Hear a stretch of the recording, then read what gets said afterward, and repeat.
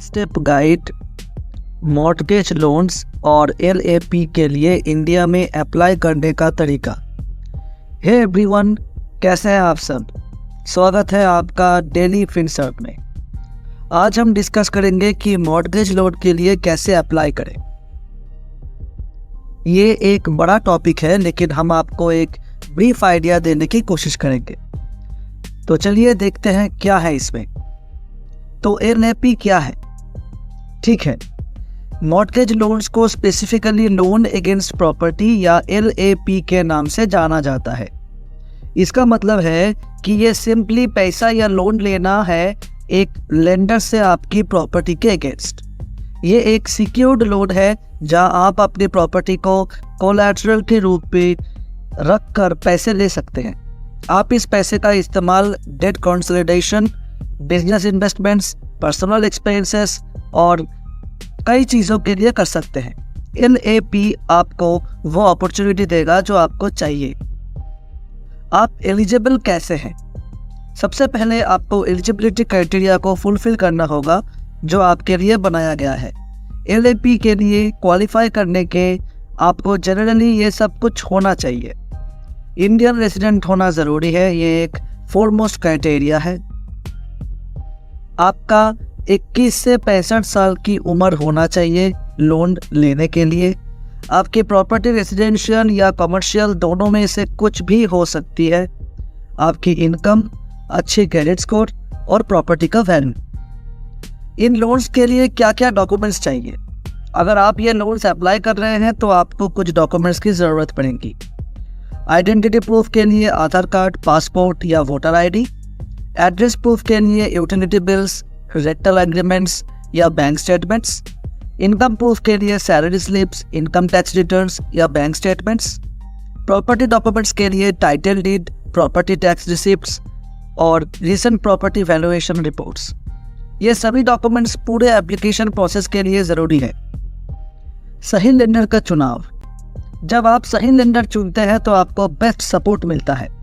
आपको interest rates, processing fees और loan tenure को कंपेयर करने का ज़रूरत भी नहीं पड़ता।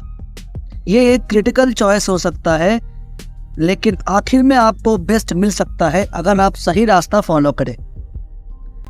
Interest rates. पूरा डील के लिए सबसे कंफर्टेबल इंटरेस्ट रेट्स देखिए, फिर उसका बेस्ट चुनाव कीजिए। Processing fees. लोन प्रोसेस के दौरान आपसे एक फीस चार्ज की जाएगी जिसको अच्छे से चुनें। Loan tenure. लोन को रिपे करने के लिए आपको फ्लेक्सिबल टेन्योर चुनना पड़ेगा, क्योंकि इसमें आप डिफरेंट फ्लेक्सिबल टेन्योर में अपने लोन को पे कर सकते हैं। Other terms and conditions. आपको पेनल्टीज, रीपेमेंट्स ऑप्शंस और सब रिलेटेड कंडीशंस चेक करनी चाहिए। अलग अलग लेंडर्स के पास वैरायटी ऑफ ऑप्शंस होते हैं। अप्लाई कैसे करें? अगर आपके डॉक्यूमेंट्स तैयार हैं और लेंडर भी आपने सिलेक्ट कर लिया है तो अब समय आ गया है आपको अप्लाई करने का।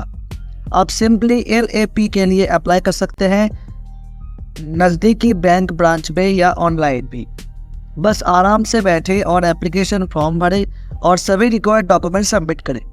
ये इंश्योर करें कि जो भी इंफॉर्मेशन आपने दी है वो परफेक्ट हो, ताकि अप्रूवल आपको जल्दी मिल जाए। प्रॉपर्टी वैल्यूएशन और एंटायर प्रॉपर्टी की वेरिफिकेशन। अब चलिए, जब आपने एलएपी के लिए अप्लाई कर दिया है तो लेंडर प्रॉपर्टी वैल्यूएशन चेक करेगा ताकि वैल्यू वेरीफाई हो सके। यह आपकी पूरी प्रॉपर्टी का करेक्ट मार्केट वैल्यू, जो भी डॉक्यूमेंट्स आपने दिया है उनको चेक करेगा। आप फाइनेंशियल स्टेटस चेक कर सकते हैं ताकि सब कुछ ठीक रहे। Loan approval and disbursement. जब वेरिफिकेशन कंप्लीट हो जाता है तो लेंडर अप्रूव लोन करता है और फंड्स ऑटोमेटिकली आपके बैंक अकाउंट में डिसबर्स हो जाता है।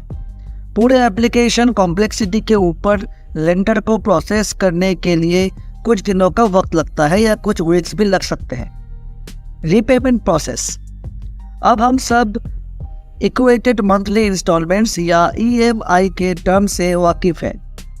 सेम चीज़ एलएपी को पे करने के लिए भी लागू होता है।